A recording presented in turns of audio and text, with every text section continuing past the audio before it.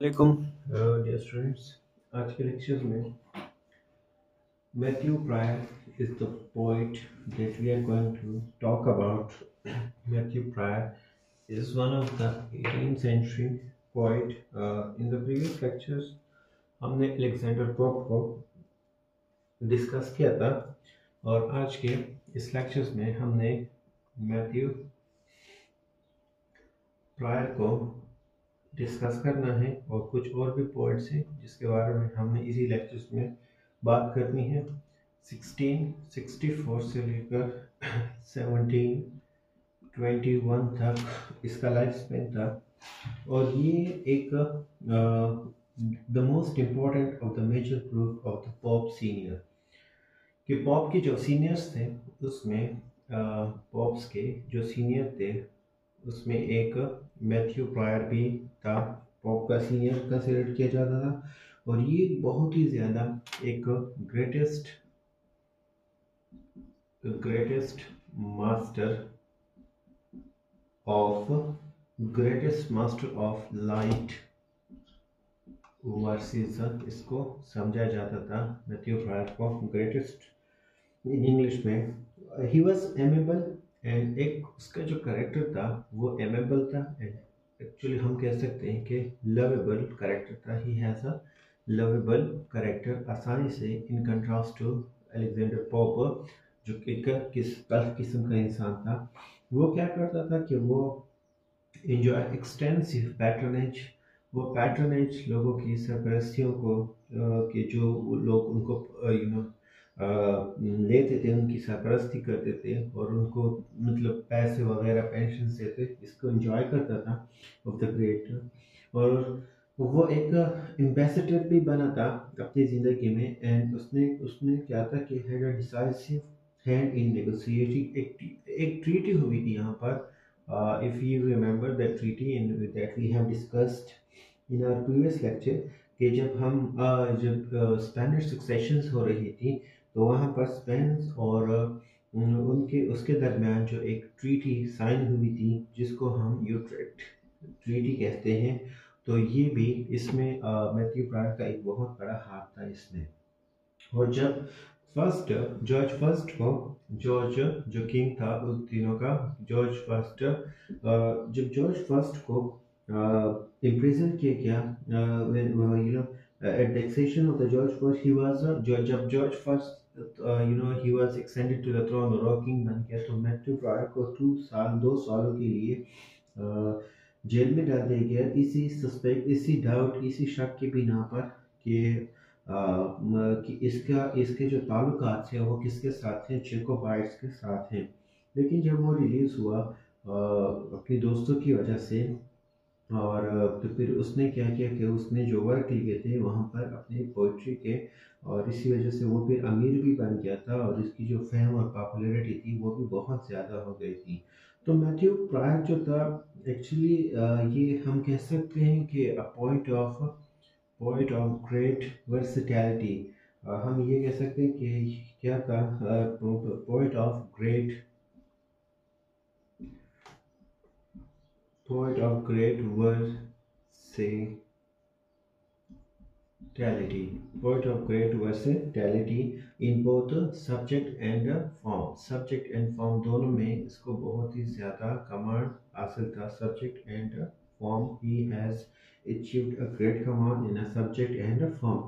उसने बहुत ज़्यादा वर्क्स लिए थे और जिसमें से हम ये भी कह सकते हैं कि उसने एक बार लास्ट पे लिखा था ड्राइडन का जो एक वर्क था द हीन एंड द पैंथर, जिसमें उसने जो रिलीजन्स थी उसको क्रिटिसाइज किया था। द हीन and the panther means the Catholicism and the Protestant, उसको द प्योरिटन उसको उसने क्रिटिसाइज किया था।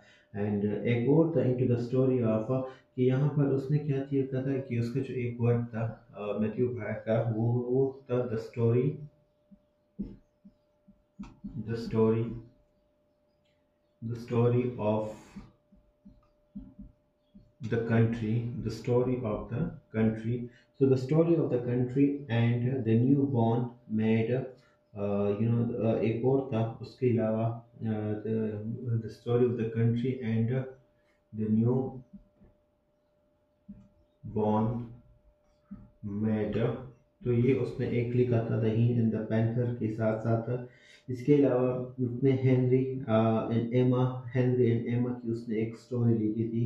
उसने the story and the city mouse, the story of the country and the city mouse. तो ये उसका एक वर्क था द सिटी माउस का, ये एक वर्क था। उसके साथ साथ हेनरी एंड एमा, ये भी मैथ्यू प्रॉड का वर्क था। और उसने जो मॉडर्नाइज वर्जन्स में कुछ बैलेट्स लिखे थे, जिसमें उसने उसका जो मॉडर्नाइज में उसने जो लिखे थे नट ब्राउन, जो बैलेट थे नट ब्राउन मैड, ये उसका एक वर्जन था, उसने ये लिखी थी। और the progress of the mind जो दूसरा वर्क था इसका, the progress the progress the progress of the mind. तो it was the work of the Matthew progress. और ये बहुत ही ज़्यादा एक लॉन्ग किस्म का पोएम था जो ऑक्टा सिलेबिक कपलेट में लिखा था ऑन वैनिटी। इसका जो थीम था ये actually it was based on the vanity, तो इसके बारे में था।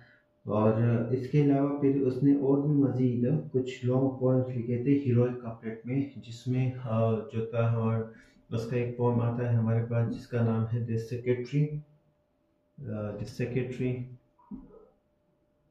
ये भी उसका एक पोम था द सेक्रेटरी। और इसके अलावा उसने कुछ एम्बेसी के हवाले से जहाँ पर वो अपना काम करता था एज ए एम्बेसडर, तो डाउन हॉल एक सॉर्ट ऑफ मॉडर्न एक और पोएम उसने लिखी थी जिसको हम कहते हैं डाउन डाउन हॉल, जो एक किस्म का मॉडर्न मॉडर्न बैलेड उसने लिखा था। सो मैथ्यू प्रॉड इन शॉर्ट अगर हम कह सकते हैं कि उसने बहुत ज़्यादा मिसलेनियस वर्क्स लिखे थे, जिसमें से नॉन सीरियस कैरेक्टर्स भी आते हैं which are comprehensively described the society verses. लेकिन हम ओवरऑल कह सकते हैं कि मैथ्यू प्रॉड जो था वो एक एमेबल कैरेक्टर था, जो अपने जिसका कैरेक्टर उसके काम से रिफ्लेक्ट होता था, उसके जो सेटायर्स थे या फिर जो सेटायरिकल मैनर था। For he did not right a complete satire unless he बस हिज बर्लास्क। उसने सिर्फ ये जो the story of the country and the city mouse, जो सिर्फ उसने ड्राइडन पर एक सिटायर किया था, जो एक रिलीजियस पॉइंट को रेफर कर रहा था।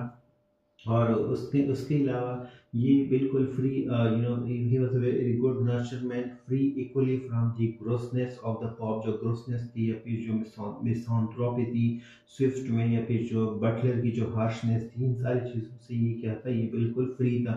उसने उसका जो अटेम्प्ट था कि वो ये जो नट ब्राउन मैट है, ये नट ब्राउन मैट की जो बैलेट उसने लिखा था मॉडर्न पोएम में, ये एक्चुअली उसने एक आर्टिफिशियल आर्टिफिशियल स्टाइल में लिखा था। और इसमें उसने आर्टिफिशियल स्टाइल में लिखने की कोशिश की थी new class the artificial style of the new classical new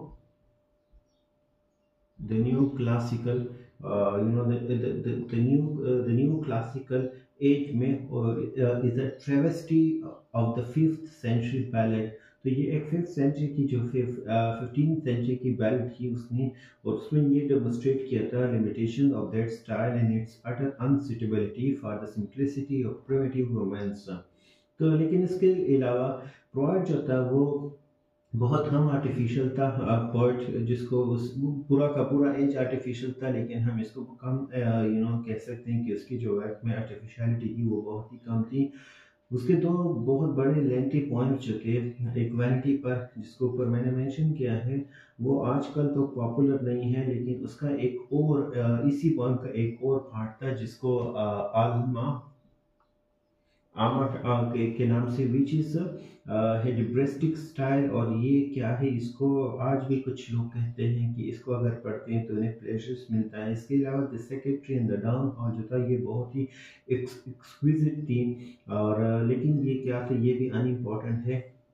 लेकिन प्रायर का जो टाइटल था, मतलब जो फेम उसको मिला था, वो सिर्फ सिर्फ इन्हीं लॉन्गेस्ट वन पर नहीं था, बल्कि उसने जो एक कुछ वर्सेस लिखे थे, versus on society, versus on society पर जो उसने कुछ वर्सेस लिखे थे, इस पर भी उसको सुप्रीम मास्टर्स समझा जा रहा था इन दिनों का। क्योंकि सोसाइटी वर्सेस जो थे, ये इस किस्म के वर्स थे कि एक तो ये लाइट थे, इसमें जो उसने वर्सेस लिखे थे, एक तो ये लाइट, और दूसरा इसमें ये जो वीटी टाइप वर्सेस उसने लिखे थे, जिसको written to the topical occasions के लिए लिखा था। तो मैथ्यू बायर सोसाइटी पॉइंट्स उसने कंप्राइज किए थे लव सॉन्ग्स में, लिरिक्स में, नैरेटिव्स में, डिस्क्रिप्टिव में। इसने जो जितने भी once I am going to repeat it again, इसी वर्स ऑन द सोसाइटी में जितनी कंपोजिशन उसने की थी, उसमें हमारे पास इसी में लव सॉन्ग्स भी है, लव सॉन्ग्स, उसमें लव सॉन्ग्स भी आते हैं। इसके अलावा लव सॉन्ग्स के अलावा हमारे इसमें कुछ लिरिक्स भी आते हैं, लिरिक्स भी है, और लिरिक्स के अलावा नैरेटिव्स भी शामिल है, नैरेटिव्स भी आते हैं यहाँ पर, डिस्क्रिप्टिव भी है, डिस्क्रिप्टिव भी है, और डिस्क्रिप्टिवनेस के अलावा फिलोसॉफिकल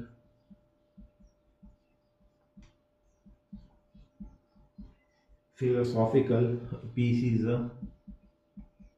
फिलोसॉफिकल पीसेस है, पोएम्स है, और उसने चाइल्ड द मिस्ट्री चिल्ड्रन पर भी कुछ पोएम्स लिखे थे। इसका जो सबसे the most famous examples are those address to his beloved the mysterious. उसकी एक बिलवेड थी जिसका नाम था क्लोयो, उसके लिए उसने ये चीज़ें लिखी थी, और इसमें मतलब बहुत सारी चीज़ें इसको भी एट्रीब्यूट की गई थी। प्रायर जो था वो सिर्फ होशियार नहीं था, वो एक रियल ह्यूमरिस्ट था। प्रायर जो था वो prior was actually real humourist, वो एक रियल ह्यूमरिस्ट टाइप इंसान था। उसकी जो ह्यूमर थी वो प्लेफुल थी, विम्सिकल थी, ग्रेसफुल थी, और उसने जो मतलब उसके नीचे, लेकिन उसके बीनीथ वो क्या था, एक सीरियस मैसेज वो कन्वे करने की कैपेसिटी रखता था। So in fact, it is this combination of humor and feelings, his styles, the feelings, which is the distinctive characteristic as a poet.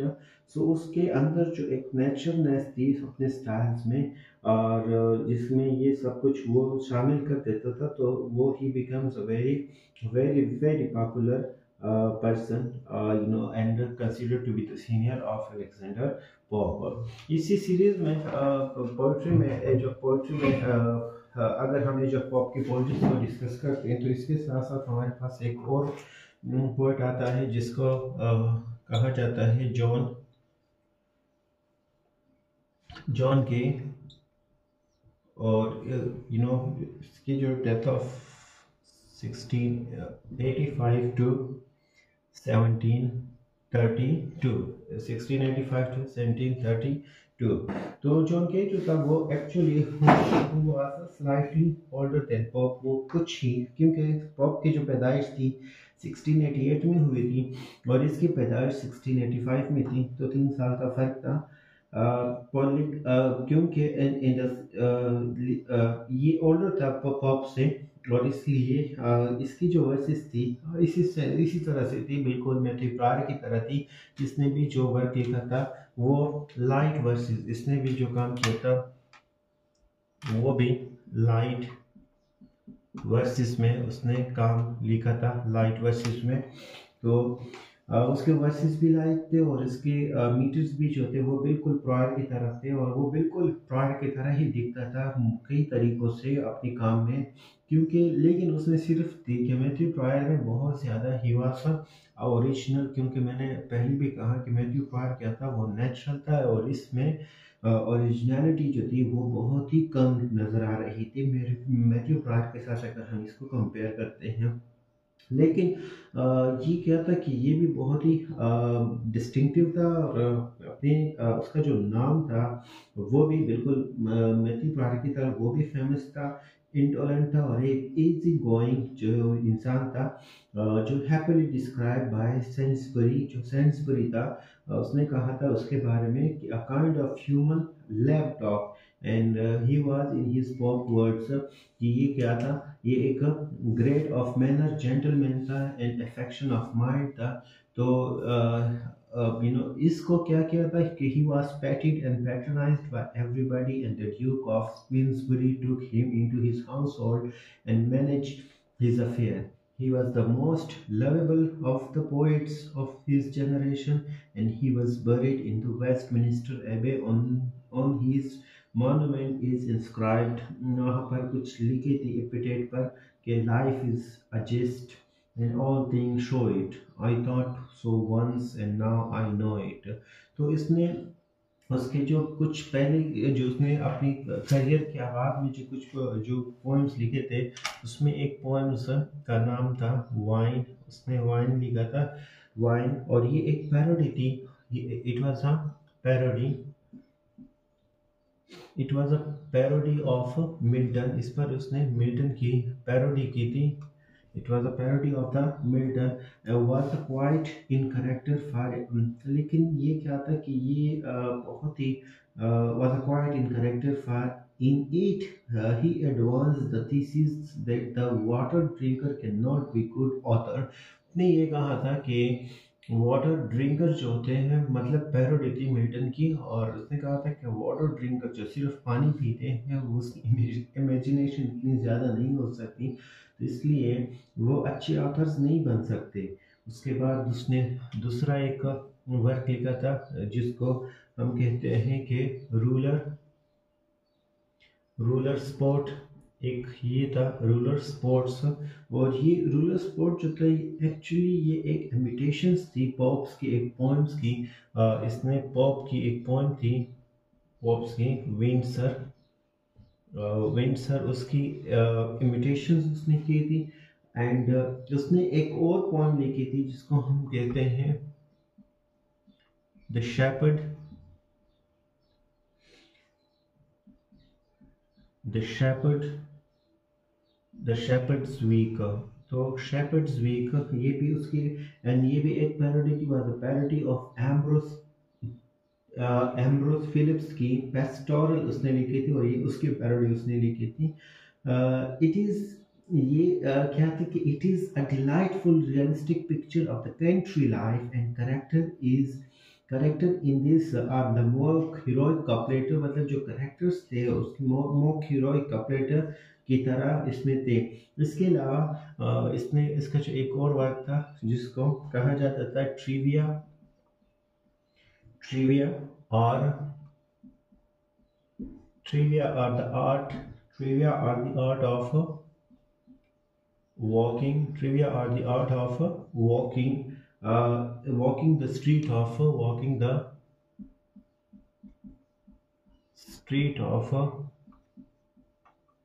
London, walking the street of the London. और ये describe करता है London street को और उसके कई सारे cities को, सिटी उसके इस सिटी के जो मैनर्स थे, in the name of the realistic comic style.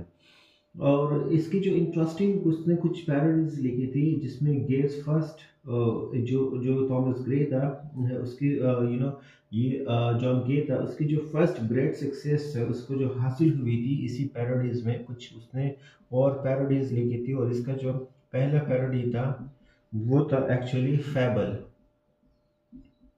Fables जो 1727 में उसने लिखी थी, और ये बिल्कुल सिमिलर थी उन फेबल्स के जो एसॉप ने लिखे थे, और या फिर जो संस्कृत में जो जो जो पैरोडीज मिलती है उसके साथ साथ उनका कॉन्टेक्ट मैच होता है। और ये क्या थी, ये भी मोक सीरियस ऑक्टासिलेबिक कपलेट में इसने ये सारी चीज़ें लिखी थी।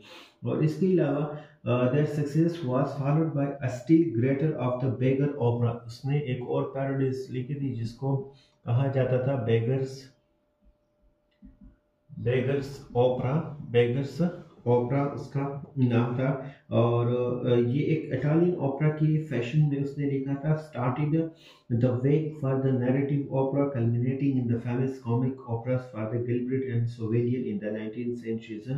तो इस तरह से ये जो बैगरा ओपर थे, ये actually in the form of the play थे, and the play was the result of the Swift, जो जो टॉम जो जो जोनाथन स्विफ्ट था, उसके सजेशन पर थॉमस गे ने ये किया था कि एक Newgate pastoral might make an odd pretty sort of the things, कि वो बना सकता है। और ये odd pretty sort of the thing क्या थी, कि एक पीचम था, एक रिसीवर था, एक करेक्टर था उसमें, जो कुछ सामान चुराता है और अपने साथ लेके जाता है साइड बिजनेस पर, of informing against his own client.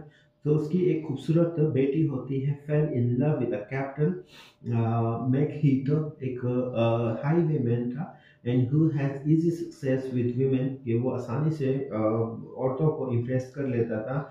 So poly जो था, पॉली उसकी जो डॉटर्स थी, उसके उससे शादी कर लेती है उस इंसान से, विच में पीचम फ्यूरियस, जिसकी वजह से वो जो पीचम था उसको बहुत ही ज़्यादा, यहाँ पर ये इसके मैं करेक्टर लिख लेता हूँ। एक हमारे पास एक करेक्टर है पीचम, और इसकी एक डॉटर थी, और साथ में एक कैप्टन था,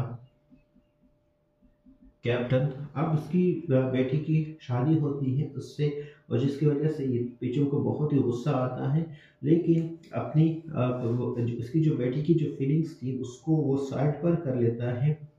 वो ही इन्फॉर्म अगेंस्ट एक और करेक्टर यहाँ पर उसमें होता है मैजिट, मैजिक उसको इन्फॉर्म कर लेता है, who is arrested and sent to the Newgate prison.